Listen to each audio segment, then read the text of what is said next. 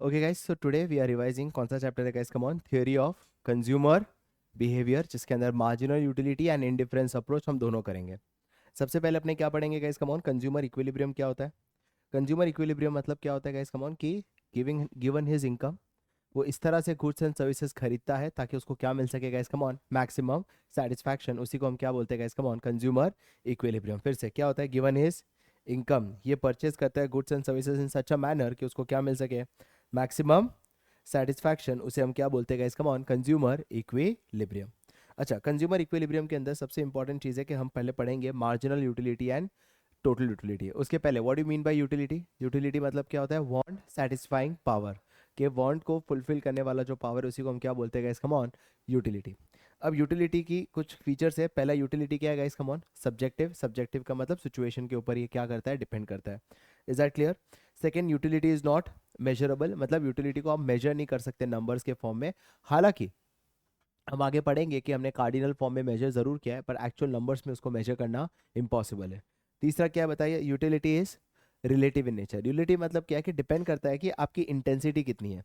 जितनी intensity of Dzire ज़्यादा होगी, जितनी क्या ज़्यादा होगी guys? Come on, intensity of Dzire, उतना ही आपको सेटिस्फैक्शन ज़्यादा मिलेगा। तो काफ़ी ज़्यादा रिलेटिव कॉन्सेप्ट है। अगर उस चीज़ के लिए आपकी इंटेंसिटी ऑफ डिजायर उस वक्त कम हो तो आपको उतना सेटिस्फैक्शन नहीं मिलेगा। सेकेंड क्या? Utility is different from usefulness. इसमें किसका एग्जांपल दिया था? पानी और डायमंड का। मैंने ये बोला था पानी बहुत यूजफुल है, पर ज़रूरी नहीं है कि उससे ज़्यादा आपको सेटिस्फैक्शन मिले। डायमंड उतना यूजफुल नहीं है, बट हो सकता है कि उससे आपको ज़्यादा यूटिलिटी मिले। नेक्स्ट क्या था बताइए? Devoid from ethical contradiction. जरूरी नहीं है कि अगर किसी से सेटिस्फैक्शन मिल रहा हो तो वो एथिकली सही है। फॉर एग्जांपल, लोगों को सिगरेट कंजम्पशन करने से भी यूटिलिटी मिलती है। Is that clear? Now guys, दो चीज हम पढ़ने वाले हैं। What is total utility, what is marginal utility. Total utility मतलब क्या होता है? Satisfaction which is derive, total satisfaction derive from consumption of given commodity. मतलब चार पिज्जा खाने से कितना, 3 पीस पिज्जा खाने से टोटल सेटिस्फैक्शन कितना, उससे हम क्या कहते हैं guys? Come on, total utility. अच्छा guys, what is marginal utility? Marginal utility क्या होता है? Satisfaction which is derive from every additional unit. हर एक पीस पिज्जा से आपको कितना सेटिस्फैक्शन मिलेगा उसे हम क्या बोलते हैं? इसका ऑन, मार्जिनल यूटिलिटी। हर एक पीस पिज्जा मतलब the satisfaction which you have derive from every additional unit is known as what? Marginal utility. Is that clear? क्या ये चीज समझ आए? क्या ये सबको याद है? Law of DMU. ये करने से पहले हमें लॉ ऑफ डीएमयू याद है सबको? Law of diminishing margin utility क्या बोलता था बताइए? जैसे जैसे हम स्टैंडर्ड कमोडिटी कैसे कंजम्पशन करेंगे कंटिन्यूस बेसिस पे, हर बार जो हमें यूटिलिटी डिराइव होगा वो क्या होता जाएगा guys? Come on, it goes on decreasing. मतलब पहले पीस से अगर 40 मिला, सेकंड पीस से कितना मिलेगा? 30, फिर 20, फिर 10। एक और एक पॉइंट आएगा जिसको बोलते हैं saturation point, that is zero. और एक टाइम ऐसा भी आ सकता है जब नेगेटिव मिले, जिसे कहते हैं dissatisfaction. So what is law of diminishing marginal utility as we consume which kind of commodity? Standard commodity on a continuous basis. तो जो यूटिलिटी हर एक कमोडिटी से आपको मिलेगा वो हमेशा क्या होता जाएगा? डिक्लाइन होता जाएगा। ये कौन कहता है guys? Come on, law of diminishing marginal utility. इसका बिहेवियर कैसा है? देखो, ये एमयू का बिहेवियर है। जैसे जैसे हमारा आउटपुट बढ़ेगा, जैसे जैसे नंबर ऑफ मैंगोज खत्म जाएंगे, हमारा सेटिस्फैक्शन जो है वो धीरे धीरे क्या होता जाएगा? कम। पहले में कितना मिला? 10, फिर कितना मिला? 7, फिर कितना मिला? 4, फिर कितना मिला? 0। और एक टाइम ऐसा भी आएगा कि आपका सेटिस्फैक्शन कितना हो जाएगा? Negative. Is that clear guys? क्या ये चीज़ समझ आए? इसे हम क्या बोलते हैं? M U. Sum of M U क्या होता था? Total utility. अब टोटल यूटिलिटी की खास बात है, जैसे फॉर एग्जाम्पल इधर की एग्जाम्पल है, तो पहले में एम यू कितना मिला बताइए मुझे? 10, फिर 7, फिर 4, फिर 1, फिर 0। टी यू क्या होगा गाइस? कम ऑन, 10 से बड़ा, फिर 17, फिर 21, फिर 22। मतलब टी यू बढ़ तो रहा है।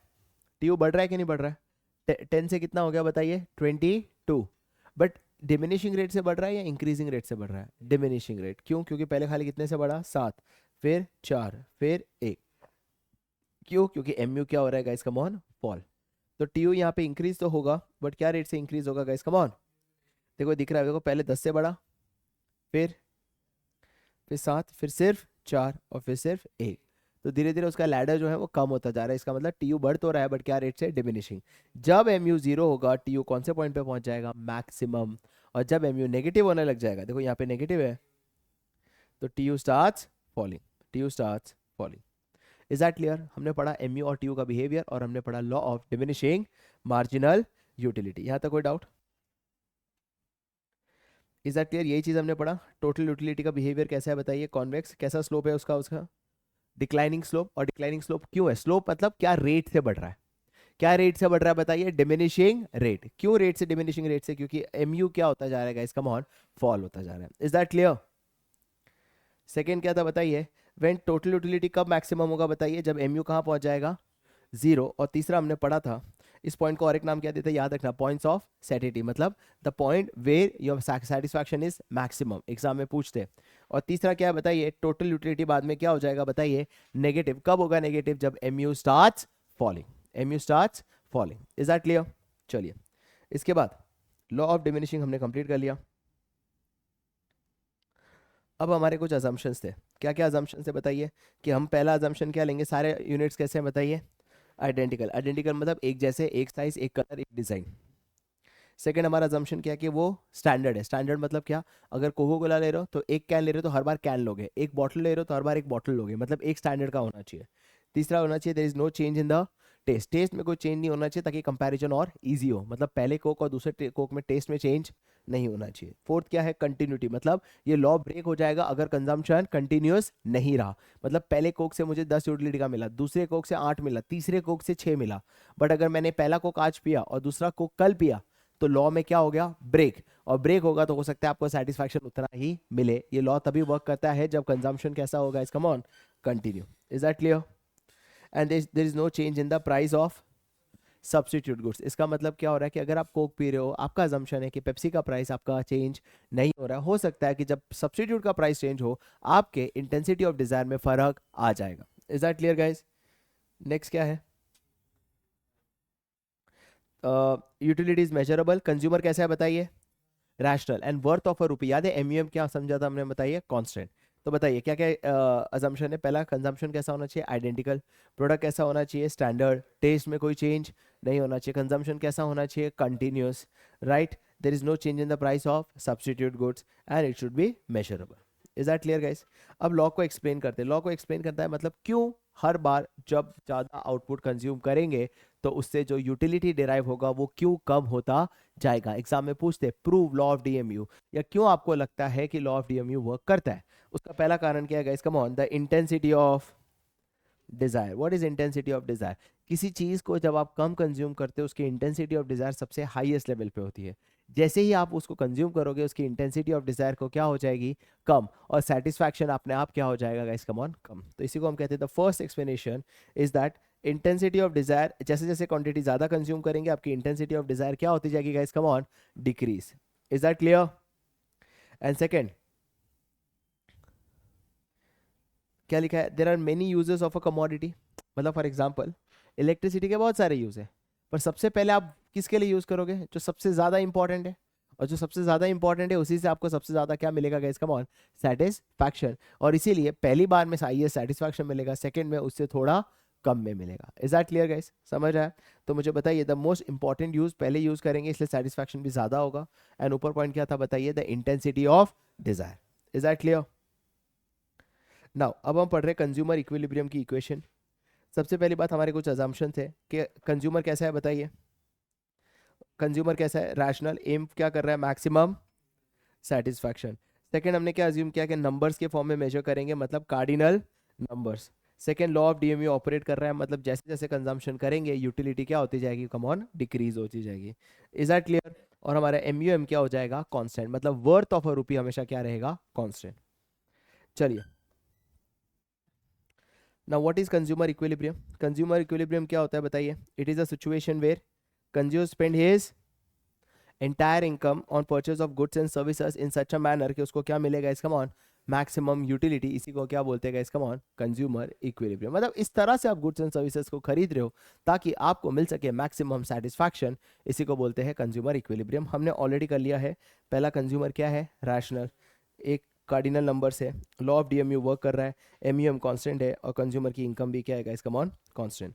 Guys what is the equation of consumer equilibrium बताइए, MUX should be equals to PX, where MUX को हमने किस फॉर्म में मेजर किया है, in terms of price, in terms of price. Is that clear? मतलब आपका कंज्यूमर इक्विलिब्रियम की इक्वेशन क्या होगी बताइए, MUX should be equals to PX. What is MUX? The utility derived from commodity X. तो जितना हमें सेटिस्फैक्शन मिल रहा है उतना ही हम प्राइस पे कर रहे हैं, तो इसका मतलब हम लोग कहाँ पे है बताइए, इक्विलिब्रियम। चलिए चलिए गाइस, इसको ना एक एग्जांपल लेके समझते हैं। सपोज आपने एक कमोडिटी एक्स खरीदी है जिसको हम लेते हैं चॉकलेट। उस चॉकलेट से आपको पहले बार कितना सेटिस्फैक्शन मिल रहा है, 32। फिर कितना मिल रहा है, 28। फिर कितना मिल रहा है, 24, 20 और फिर 16। इसका मतलब क्या है, लॉ ऑफ डीएमयू वर्क कर रहा है। पर रुपी सेटिस्फैक्शन आप कितना एक्सपेक्ट कर रहे हो, 4। अगर मैं इसको इससे डिवाइड करूंगा तो मुझे एम इन टर्म्स ऑफ क्या मिल जाएगा, प्राइस। मतलब what is the price I am willing to pay, and प्री क्या होता है, what is the price I am paying. Is that clear. इस एम और इस एम में क्या फर्क है, ये वाला जो एम है इन टर्म्स ऑफ यूटिलिटी है, ये वाला एम को मैं किस फॉर्म में डिराइव कर रहा हूँ guys, in terms of price. Is that clear guys, समझ आया, राइट। तो मुझे बताइए पहले में आपका पर वर्थ ऑफ रुपी कितना था, 4। आपको कितना सेटिस्फैक्शन मिला, what is the price you are willing to pay, 8। What is the price they are asking, 5। आप कहाँ पे हो बताइए, इक्वेशन कैसी बन गई बताइए, M U X is greater than P X. और जब भी M U X greater than P X है उसे हम क्या बोलते हैं, कंज्यूमर सरप्लस। समझ आया। सेकेंड में आपकी यूटिलिटी अब कम हो गई, M U law of D M U work कर रहा है, what is the price you are willing to pay, what is the price they are actually asking, 5। अभी भी आप कहाँ पे हो बताइए, कहाँ पे हो बताइए, सरप्लस। अभी भी नेक्स्ट में भी आप कहाँ पे हो बताइए, सरप्लस। जब तक आप सरप्लस में हो आपका एक ही डिसीजन होगा, आप कंजम्पशन करते रहोगे। Is that clear. जब आप इक्विलिब्रियम पे आ जाओगे, जैसे what is the price you are willing to pay, 5, आपको देना भी कितना है, 5, तो आप कहाँ पे पहुंच चुके हो, equation M U X is equals to P X, M U X is equals to P X, आप कहाँ पे पहुंच चुके हो, consumer equilibrium. Is that clear guys. तो जब तक M U X is greater than P X आप कहाँ पे रहोगे बताइए, कंज्यूमर, आप कहाँ पे रहोगे बताइए, कंज्यूमर सरप्लस। और जब भी आप कंज्यूमर सरप्लस रहोगे तो पर rupee satisfaction is greater than a worth of a rupee. आपको जो सेटिस्फैक्शन मिल रहा है वो वर्थ ऑफ अ रुपी से ज़्यादा है, तो इसका मतलब ये है कि T U will, total utility तो इंक्रीज होगी बट आप कहाँ पे हो बताइए, प्रॉफिटेबल। कंज्यूमर इक्विलिब्रियम कहाँ होगा बताइए, जब इक्वेशन क्या हो जाएगी बताइए, M U X is equals to P X, और इधर टी यू अपना कौन से पॉइंट पे पहुंच जाएगा, मैक्सिमम। अरे क्लियर। अच्छा ये वाली अगर सिचुएशन पे हो तो इसे क्या कहेंगे, what is the price you are willing to pay, 4। How much is asking, क्या आप इक्विलिब्रियम पे हो या नहीं हो, आप बिल्कुल भी नहीं हो, आप डेफिसिट पे हो। अगर if I am in deficit, deficit कब होता है बताइए, जब M U X is less than P X. ऐसी सिचुएशन जब M U X is less than P X, आप कैसे इक्विलिब्रियम पे पहुंचोगे, इक्विलिब्रियम पे पहुंचने के लिए क्या करना चाहिए, फिर कंजम्पशन को स्टॉप कर देना चाहिए, क्योंकि जैसे कंजम्पशन स्टॉप करोगे एम यू एक्स क्या हो जाएगा, बढ़ जाएगा, लॉ ऑफ डीएमयू वर्क नहीं करेगा एंड वापस आप किस पे पहुंच जाओगे, इक्विलिब्रियम। तो आपको दोनों सिचुएशन पता होना चाहिए कि अगर आप सरप्लस पे हो तो कैसे करना चाहिए, और अगर आप डेफिसिट पे भी हो तो कैसे करना चाहिए। इज दैट क्लियर, कोई डाउट। अब हम क्या पढ़ रहे हैं इसका law of equi marginal utility. अगला टॉपिक हमारा क्या बताइए, law of equi marginal utility. अब ये law of equi marginal utility कहाँ काम आएगा बताओ, in case of two commodity, है ना। तो टू कमोडिटी में क्या काम आता है, law of equi marginal utility. चलो मैं आपको बता देता हूँ। Law of equi marginal utility कहता क्या था बताइए, when the last rupees spent on both the commodity should give you what, same level of satisfaction. मैं तुम्हारे सामने एक टेबल रखता हूँ। Suppose law of equi marginal utility को कैसे समझते हैं, देखो ध्यान से सुनो। ये है एम यू एक्स, 50 रुपये पहली बार खाने से, फिर दूसरी बार खाने से कितना, 45। बट अगर 5 रुपये देखे तो पर रुपये कितना मिल रहा है आपको सेटिस्फैक्शन, यहाँ पे 10, यहाँ पे कितना मिल रहा है, थर्ड में कितना मिलेगा, 8। समझ आए। वैसे ही वाई का है, वाई का पर रुपी प्राइस कितना है, 10। तो पर रुपी आपको कितना मिल रहा है, इधर 8, इधर डिवाइड बाई 10 करोगे तो 7, डिवाइड बाई 10 क्यों, क्योंकि प्राइस ऑफ वाई कितना है बताइए, 10, और प्राइस ऑफ एक्स कितना है बताइए, 5। अगर दोनों को इक्वेशन को जोड़ो, है ना, और समझो अगर आपके पास सिर्फ 25 रुपये होते हैं, कितने होते हैं, पहला क्या कमोडिटी कंज्यूम करते बताइए, अगर 25 रुपये होते तो पहले आप एक्स खरीदते, तो एक एक्स खरीदने में 5 रुपये आपका गया। फिर आप क्या करते बताइए, और एक एक्स खरीदते, तो एक और एक्स खरीदने में और 5 रुपये गए। अब तीसरे में अगर आप वाई खरीदो तो 8, एक्स खरीदो तो भी इसका मतलब आप इक्विलिब्रियम पे पहुंच गए, क्योंकि दोनों पे स्पेंड करोगे तो आपको कहाँ क्या मिल रहा है बताइए, सेम लेवल ऑफ सेटिस्फैक्शन। तो अगर आपके पास 25 रुपये होते तो 3 आप एक्स खरीदते और एक क्या खरीदते बताइए, वाई। तो 3 ऑफ एक्स 15 रुपये, एक ऑफ वाई 10 रुपये, मतलब 25 रुपये का लॉ ऑफ इक्वी मार्जिनलिटी कहता है last rupees spend give you same level of satisfaction. यही अगर 40 रुपये होते तो और क्या खरीदते बताइए, एक एक्स और एक और वाई। तो कितने गए, 5 5 5 5, 10 और 10। Is that clear? 2 of X 4, sorry 2 of Y 4 of X. क्या चीज क्लियर हुआ? Right. So what is the equation for consumer equilibrium in case of two commodity बताइए, mu x should be mu x upon px should be equals to mu y upon py is equals to mu m। Is that clear? तो बताइए to commodity की equation क्या है बताइए, mu x upon px should be equals to mu y upon py should be equals to mu m।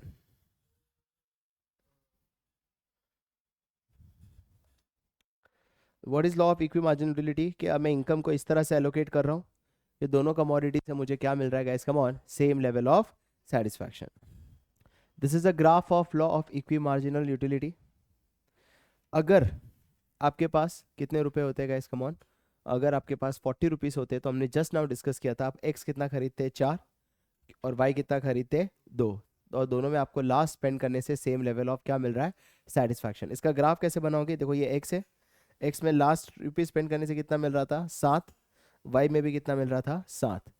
Y कितने खरीद रहे हो बताइए 2, एक्स कितने खरीद रहे हो बताइए 4। This is a graph of law of equi marginal utility. चलिए, what are the limitations of law of, ये समझ आया ना ग्राफ? देखो एक्स 7 खाया 4 कंज्यूम करके, वाई 2 खाया 7 कंज्यूम करके, और दोनों में अब आपको लास्ट रुपीज स्पेंड करने से क्या मिल रहा है बताइए, सेम लेवल ऑफ सेटिस्फैक्शन।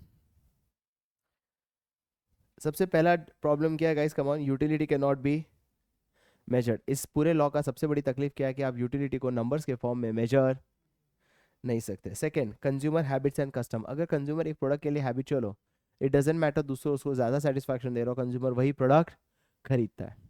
तीसरा क्या है, कंज्यूमर बहुत ज़्यादा क्या है बताइए, इग्नोर, मतलब वो इग्नोरेंट है what is the price of substitute goods. हो सकता है सब्स्टिट्यूट गुड्स का प्राइस कम हो, उससे पर वर्ड सेटिस्फैक्शन ज़्यादा मिल रहा हो, बट फिर भी हम वो बाय नहीं करते because consumer is ignorant regarding what the price of substitute goods. Fourth क्या है बताइए, फोर्थ क्या है, कुछ ऐसे कमोडिटी हैं जो डिविजिबल नहीं है, for example car and refrigerator. क्यों? क्योंकि कार के सामने आप कितने रेफ्रिजरेटर खरीद लोगे, इज दैट क्लियर? तो कुछ एकदम एक्सपेंसिव है, कुछ एकदम कंपैरेटिवली बहुत ही कम प्राइस है, तो उसको हम कंपेयर नहीं कर सकते। एंड लास्ट क्या है बताइए, एमयूएम को कांस्टेंट अज्यूम करना सबसे अनरियलिस्टिक है, क्योंकि वर्थ ऑफ अ रुपी बहुत ही ज़्यादा सब्जेक्टिव है। Is that clear? तो बताइए पहला प्रॉब्लम क्या है, यूटिलिटी को नंबर्स के फॉर्म में मेजर करना गलत है, एमयूएम को कांस्टेंट अज्यूम करना गलत है। तीसरा हमारा गलत क्या है, क्या बताइए, वो चीज़ें जो इनएक्सपेंसिव एक्सपेंसिव है और जो डिविजिबल नहीं होगा वहाँ पे कंपैरिजन मुश्किल हो जाता है। कभी कभी कंज्यूमर काफ़ी ज़्यादा इग्नोरेंट हो जाता है relating to price of substitute goods. And last, अगर कंज्यूमर कोई प्रोडक्ट के लिए हैबिचुअल है तो वो प्रोडक्ट आप खरीद नहीं पाओगे, मतलब दूसरा प्रोडक्ट आप कंसिडर नहीं करोगे।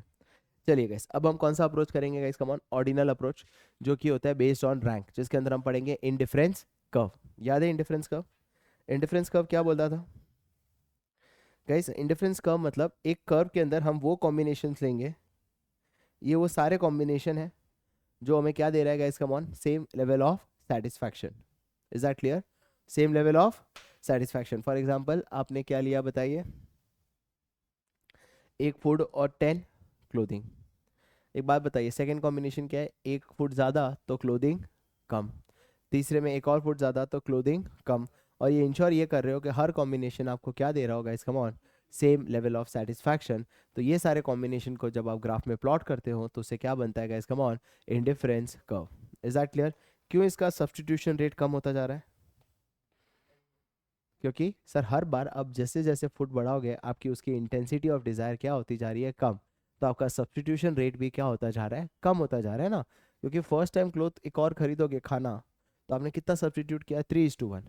सेकेंड में मैं क्यों 3:1 नहीं कर रहा हूँ, क्योंकि सर अब सेकेंड में मुझे उतना सेटिस्फैक्शन नहीं मिलेगा जितने पहले में मिला, तो सब्सटीट्यूशन रेट अपने आप क्या हो जाएगा गाइस, कम ऑन, कम।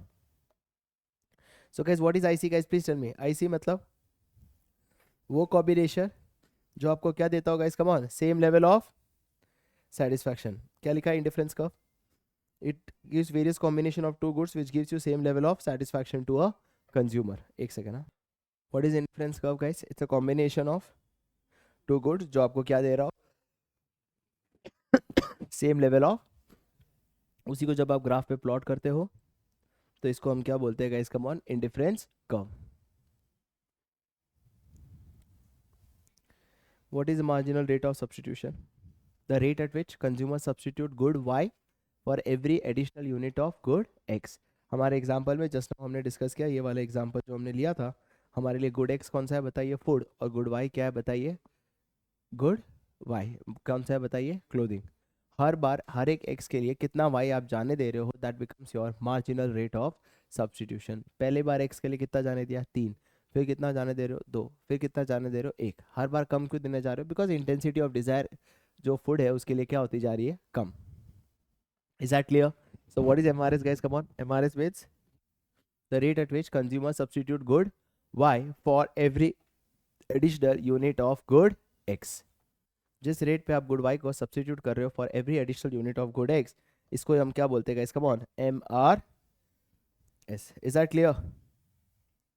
देखो यहाँ क्या लिखा है? The rate at which consumer is willing to substitute one good for another without changing the level of satisfaction. मतलब आप इंश्योर कर रहे हो कि बास्केट में आप इस तरह से सब्स्टिट्यूट कर रहे हो कि हर बास्केट में जो कॉम्बिनेशन है वो आपको क्या देने वाला है guys? Come on, same level of satisfaction. Is that clear?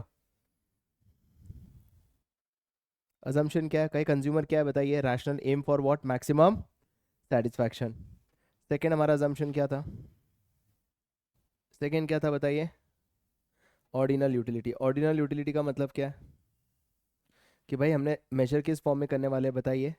Ranks के फॉर्म में मेजर करने वाले, नंबर्स के फॉर्म में मेजर नहीं करेंगे. अब ये बहुत इंपॉर्टेंट पॉइंट है, नॉन सैटिटी. नॉन सैटिटी का मतलब ये है कि कंज्यूमर कभी भी जीरो सेटिस्फैक्शन पे नहीं होगा. मतलब टीयू कभी जीरो, टीयू कभी मैक्सिमम पॉइंट पे नहीं पहुंचेगा. मतलब ये चलता ही रहेगा गाइस, क्योंकि नॉन सैटिटी पॉइंट कौन सा था? जहां एमयू क्या होता था? जीरो.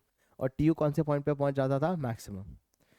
ट्रांजिटिविटी ऑफ चॉइस का मतलब ये है कि आप कभी भी कंज्यूमर अगर ए से बी जा रहा है और अगर बी से सी जा रहा है तो फिर वो ए से सी भी जा सकता है. एंड लास्ट क्या है? Diminishing MRS. मतलब क्या होता है कि जिस रेट से पहली बार आपने सब्स्टिट्यूट किया, किसको बताइए? क्लोथ को फूड के लिए, सेकेंड बार उससे हमेशा क्या रहेगा? कम. क्योंकि पहले के लिए जो इंटेंसिटी थी फूड की, सेकेंड में उसकी इंटेंसिटी क्या हो जाती है guys? Come on, come on, come. याद है properties one of the most important guys. पहला प्रॉपर्टी क्या बताइए? आईसी का शेप कैसा है बताइए? Downward. White is downward IC का शेप. क्योंकि याद देखो, डाउनवर्ड का मतलब क्या होता है? डाउनवर्ड का मतलब होता है कि अगर गुड एक्स बढ़ेगा, ये देखो, ए से अगर बी जा रहा है तो गुड एक्स बढ़ रहा है तो गुड वाई को क्या होना पड़ रहा है? तभी हम कहते हैं कि ये डाउनवर्ड है. और ये क्यों कम होना पड़ेगा? क्योंकि इंडिफरेंस के सारे कर्व आपको क्या दे रहे हैं? Same level of satisfaction.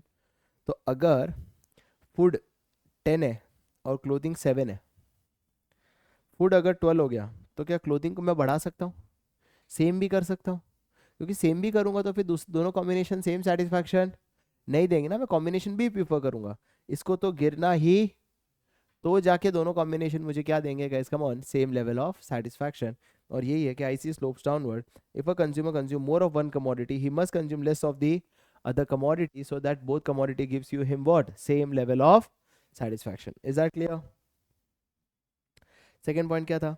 IC का शेप कैसा है guys? Come on, convex. Convex क्यों है? क्योंकि देखो याद रखना, मैंने बताया था कोई भी शेप कॉन्वेक्स तभी होता है जब उसका स्लोप क्या है बताइए? डिक्रीजिंग. आईसी के स्लोप का नाम क्या है? एनीवन?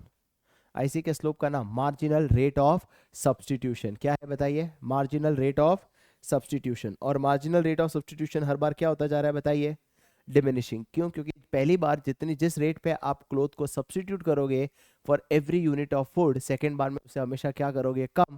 क्योंकि फूड के लिए जो पहली बार में इंटेंसिटी ऑफ डिजायर थी, सेकेंड में उसे हमेशा क्या हो जाएगी guys? Come on, come. Is that clear? समझ आया? स्लोप ऑफ आईसी क्या होने वाला है बताइए?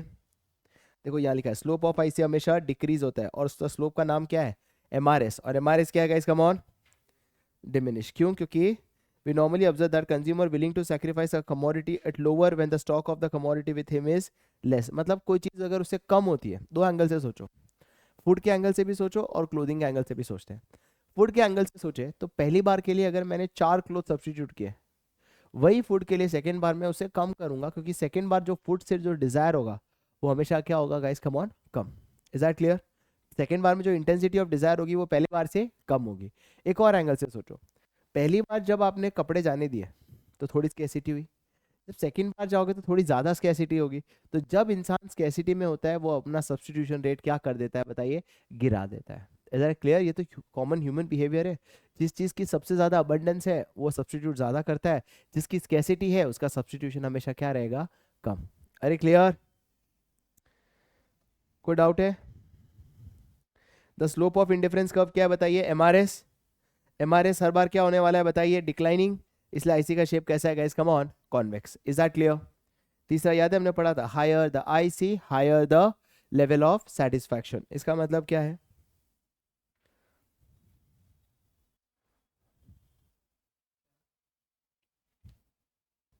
Higher the IC higher the level of satisfaction. क्योंकि आईसी जितना हायर लेवल पे होगा कॉम्बिनेशन उतने ज़्यादा होंगे, तो सेटिस्फैक्शन भी हमेशा ज़्यादा होगा। फॉर एग्जाम्पल ये देखो, कॉम्बिनेशन ए और कॉम्बिनेशन बी देखो, कॉम्बिनेशन बी के कॉम्बिनेशन ए से ज़्यादा है, तो higher the IC higher the level of satisfaction. Point of satiety तो है ही नहीं ना, कि जितना भी कंजम्पशन करो सेटिस्फैक्शन तो आपका मिलेगा ही, एमयू कभी जीरो नहीं है।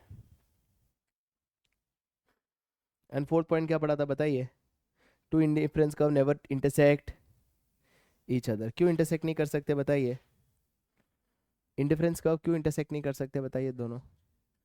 क्योंकि टू आईसी नेवर, क्योंकि वो डिफरेंट लेवल ऑफ सेटिस्फैक्शन की बात करते हैं। पहला आईसी अलग सेटिस्फैक्शन लेवल की बात करता है, सेकंड आईसी उसके हाई सेटिस्फैक्शन की बात करता है। तो सब IC different level of satisfaction पे है, तो ये दोनों एक दूसरे से इंटरसेक्ट नहीं कर सकते। Is that clear? चलिए गाइस अब बात करते हैं बजट लाइन। बजट लाइन आपकी औकात बताता है, आईसी आपकी इच्छा बताता है। आईसी के अंदर वो कॉम्बिनेशन है जो आपकी इच्छा है, बजट लाइन मतलब वो कॉम्बिनेशन जो आपको मार्केट अलाउ करेगा। अरे हाँ या ना, राइट? तो बजट क्या बोलता है, what is budget line guys? Budget line is a various combination of two commodity which can be purchase with a given budget. मतलब जो हम खरीद सकते हैं दैट्स बजट लाइन, जो हमारी इच्छा है दैट इज हमारा इंडिफरेंस कर्व। अरे क्लियर? तो बजट लाइन का सब्सटीट्यूशन रेट हमेशा सेम ही रहेगा। क्यों? क्योंकि उसका सब्सटीट्यूशन रेट कौन डिसाइड करता है guys, come on, price. For example एक कमोडिटी 5 रुपए का है, एक कमोडिटी 10 रुपए का है, इनका सब्सटीट्यूशन रेट हमेशा क्या होगा, हर 10 रुपए के लिए कितने एक्स, अगर एक एक्स, एक्स कितने का है बताइए 10, वाई कितने का है 5, तो हर एक एक्स के लिए वाई कितना सब्सटीट्यूट करना पड़ेगा, 2। और वो हर बार सेम ही रहेगा, क्यों? क्योंकि इनका सब्सटीट्यूशन रेट कौन डिसाइड करता है, इनका price. Is that clear? So what is budget line? Budget line मतलब it's a combination of two goods जो कंज्यूमर खरीद सकता है given the income at the price of the two commodity. जो आप खरीद सकते हो बजट लाइन, जो आपकी इच्छा है इंडिफरेंस कर्व। बजट लाइन का सब्सटीट्यूशन रेट कौन डिसाइड करता है, प्राइस। आईसी का सब्सटीट्यूशन रेट कौन डिसाइड करता है, marginal rate of substitution. Is that clear? याद है मैंने बताया था स्लोप ऑफ बजट लाइन क्या है बताइए, price, that is P X upon P Y.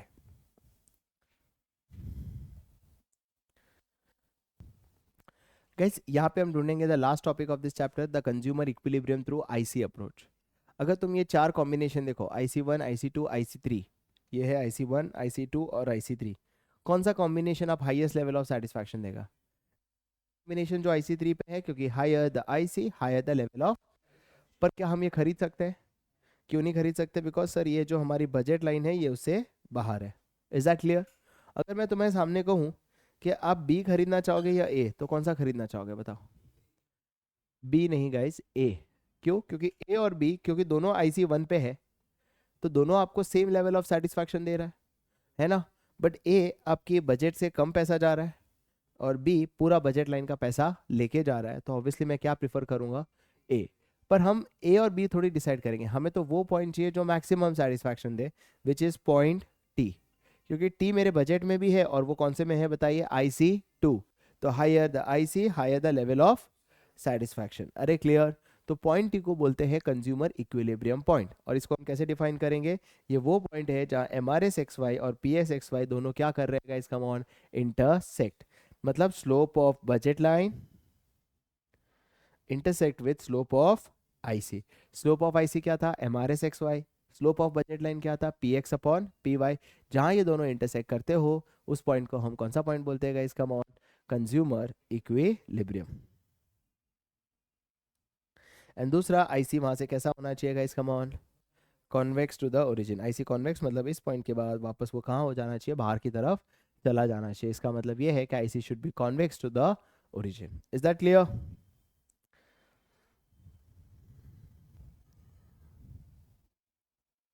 दो कंडीशन समझ आ गया? क्या लिखा है?